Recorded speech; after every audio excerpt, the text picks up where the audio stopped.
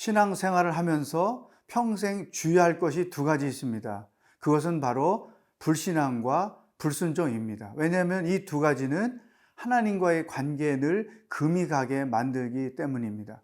어떤 경우에 우리가 불순종하며 불신앙하게 되는지 오늘 신명기 32장 15절로 36절의 말씀을 통해서 함께 묵상해 보도록 하겠습니다.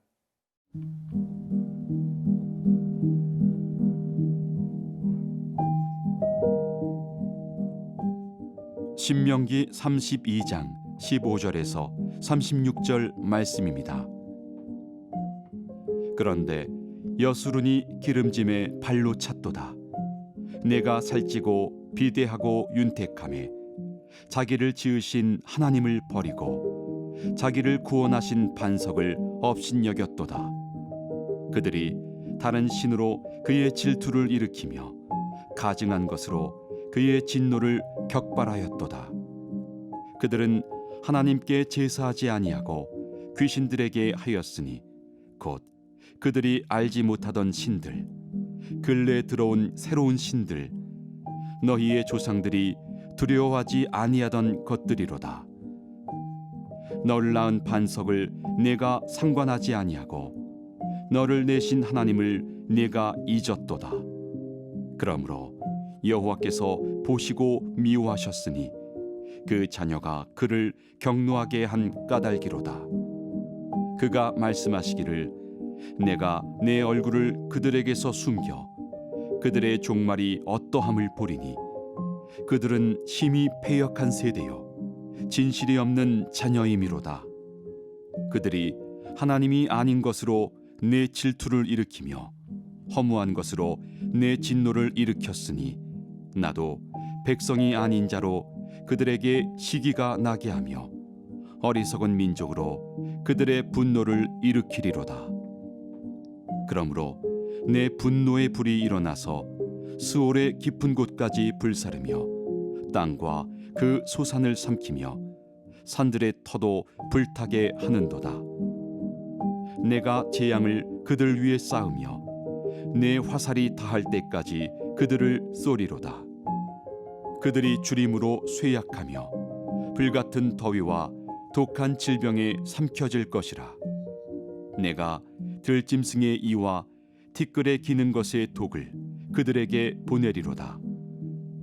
밖으로는 칼에, 방 안에서는 놀람에 멸망하리니 젊은 남자도 처녀도 백발 노인과 함께 젖먹는 아이까지 그러하리로다. 내가 그들을 흩어서 사람들 사이에서 그들에 대한 기억이 끊어지게 하리라 하였으나 혹시 내가 원수를 자극하여 그들의 원수가 잘못 생각할까 걱정하였으니 원수들이 말하기를 우리의 수단이 높으며 여호와가 이 모든 것을 행함이 아니라 할까 염려함이라. 그들은 모략이 없는 민족이라 그들 중에 분별력이 없도다. 만일 그들이 지혜가 있어 이것을 깨달았으면 자기들의 종말을 분별하였으리라. 그들의 반석이 그들을 팔지 아니하였고 여호와께서 그들을 내주지 아니하셨더라면 어찌 하나가 천을 쫓으며 둘이 만을 도망하게 하였으리요. 진실로 그들의 반석이 우리의 반석과 같지 아니하니 우리의 원수들이 스스로 판단하도다. 이는 그들의 포도나무는 소돔의 포도나무요 고모라의 밭의 소산이라. 그들의 포도는 독이 든 포도이니 그 송이는 쓰며 그들의 포도주는 뱀의 독이요 독사의 맹독이라. 이것이 내게 쌓여 있고 내 곳간에 봉하여 있지 아니한가. 그들이 실족할 그때에 내가 보복하리라. 그들의 환난 날이 가까우니 그들에게 닥칠 그 일이 속히 오리로다. 참으로 여호와께서 자기 백성을 판단하시고 그 종들을 불쌍히 여기시리니 곧 그들의 무력함과 갇힌 자나 노인자가 없음을 보시는 때로다. 이스라엘 백성들은 불신앙과 불순종에 빠진 경험이 참 많습니다. 그런데 어떨 때 그런 불신앙에 빠졌는지를 오늘 본문 말씀 15절에 기록했습니다. 그런데 여수론이 기름짐에 발로 찼도다. 내가 살찌고 비대하고 윤택함에 자기를 지으신 하나님을 버리고 자기를 구원하신 반석을 없인 여겼도다. 여기 여수론이란 말은 이스라엘의 또 다른 표현이죠. 어떻게 이 이스라엘이 하나님을 배반했을까? 기름짐에 발을 찼도다 그랬죠. 이 약속의 땅이 정말로 기름진 땅이죠. 먹고 살기 좋은 땅이고 정말 하나님이 그들을 위하여 준비해 놓은 그 땅은 완벽한 땅이었습니다. 날로 먹을 게 풍성했고 또 주변에 그 사막에서 살고 있는 민족들과는 차별화된 풍성한 생활을 했던 것이죠. 그런데 그 풍성한 생활이 오히려 그들에게 독이 됐던 것입니다. 하나님을 잊어버리고 하나님의 은혜를 잊어버린 것이죠. 16절 그들이 다른 신으로 그의 질투를 일으키며 가증한 것으로 그의 진노를 격발하였도다. 배가 부르고 또 등이 따뜻하고 또 형통하고 이 모든 것들이 하나님의 은혜를 된 것이다. 이것을 잊어버리고 그들이 하나님 대신 우상을 섬기게 된 거예요. 여기서부터 그들의 문제가 심각하게 나타난 것이죠. 17절 그들은 하나님께 제사하지 아니하고 귀신들에게 하였으니 우상 숭배를 했지요. 18절에 보면 하나님을 내가 잊었도다. 여러분, 사람이 실족하기 가장 쉬운 것은 자기가 원하는 일들이 형통하게 이루어질 때, 배가 부를 때, 또 삶에 고난이 없을 때 넘어지기 쉬운 것입니다. 그래서 어쩌면 고난이 우리에게 축복이라고 고백하는 이유가 여기에 있는 것이죠. 이스라엘 백성들 정말 그 40여 년을 고생하면서 그 땅에 들어갔는데 그 땅에 정착해서 배부르니까 40년 동안에 하나님이 베풀어 주었던 은혜를 다 잊어버리고 또 우상을 섬기게 된 것이죠. 이 하나님을 잊어버리면 어떤 현상이 생길까요? 우선순위가 바뀌는 거예요.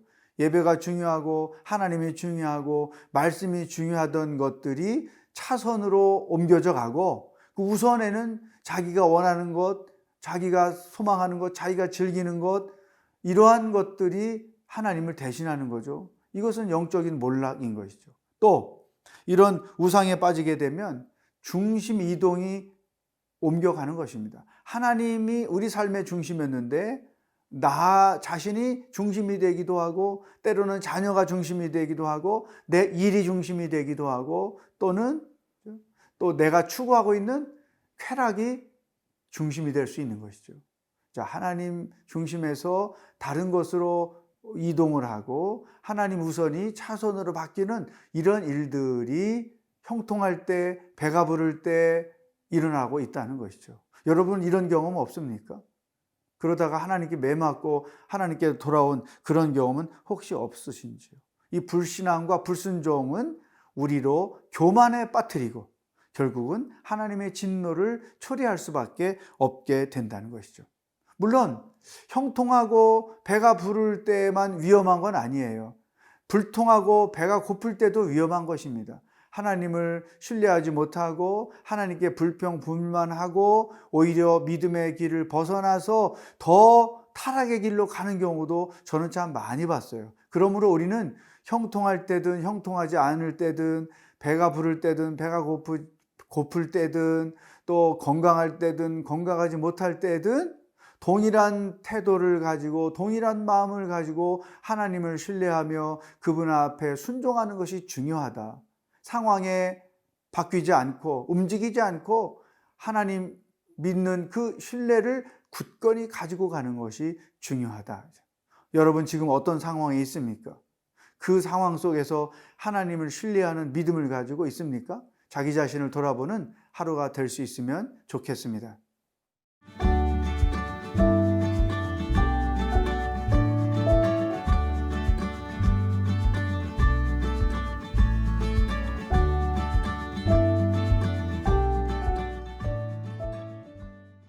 이스라엘 백성들이 형통할 때 우상을 섬겼죠. 하나님과 약속을 깼지요.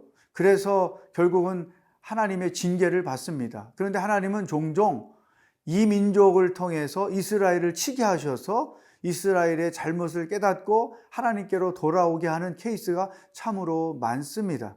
그런데 한 가지 더 놀라운 것은 이스라엘을 징계하기 위하여 사용하셨던 그 민족을 하나님은 또 심판하신다는 거죠. 왜 그랬을까요? 오늘 27절에 이렇게 써 있습니다. 혹시 내가 원수를 자극하여 그들의 원수가 잘못 생각할까 걱정하였으니 원수들이 말하기를 우리의 수단이 높으며 여호와가 이 모든 것을 행함이 아니라 할까 염려함이라. 그러니까 우리가 우리의 능력으로 이스라엘을 쳐서 이겼다, 이런 생각을 그들이 품는다는 거죠. 그러면서 29절에 만일 그들이 지혜가 있어 이것을 깨달았으면 자기들의 종말을 분별하였으리라.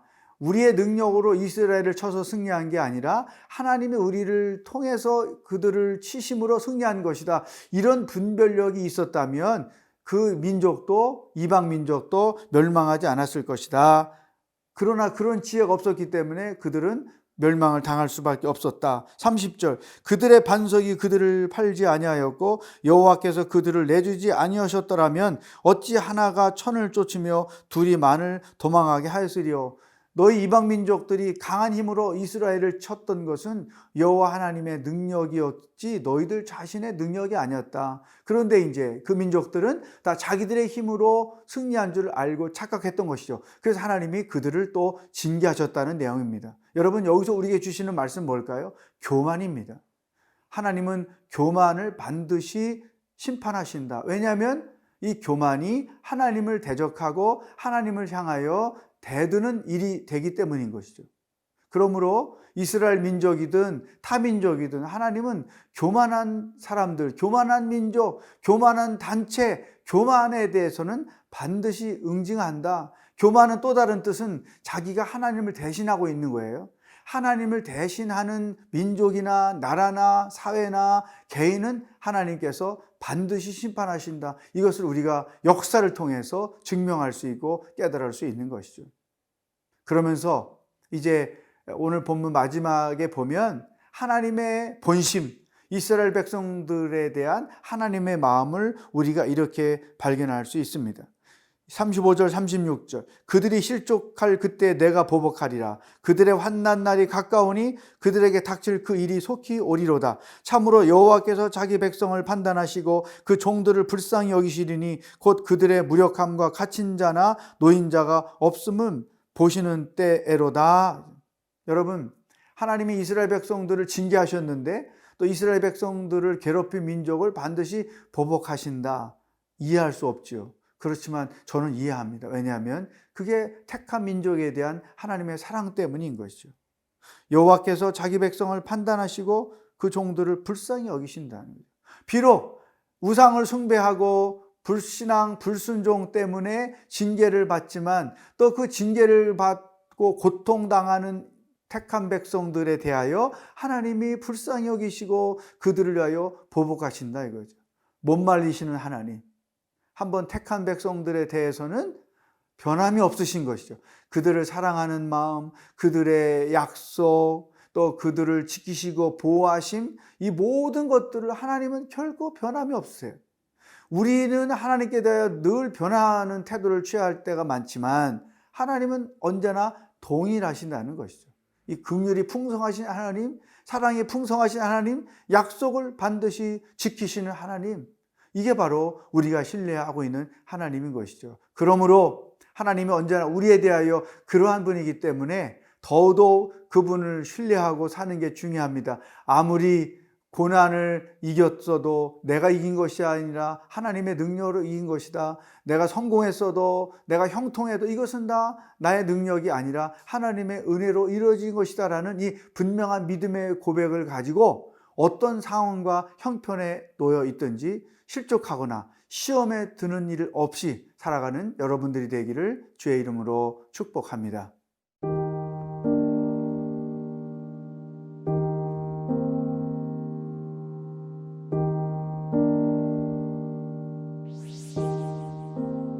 하나님 아버지, 고난을 당할 때도 시험에 들지 않고 형통할 때도 시험에 들지 않고 배가 부를 때도 시험에 들지 않고 배가 고플 때에도 시험에 들지 않고 하나님만을 신뢰하며 순종하며 사는 삶의 여정이 되게 하여 주시옵소서. 예수님의 이름으로 기도합니다. 아멘.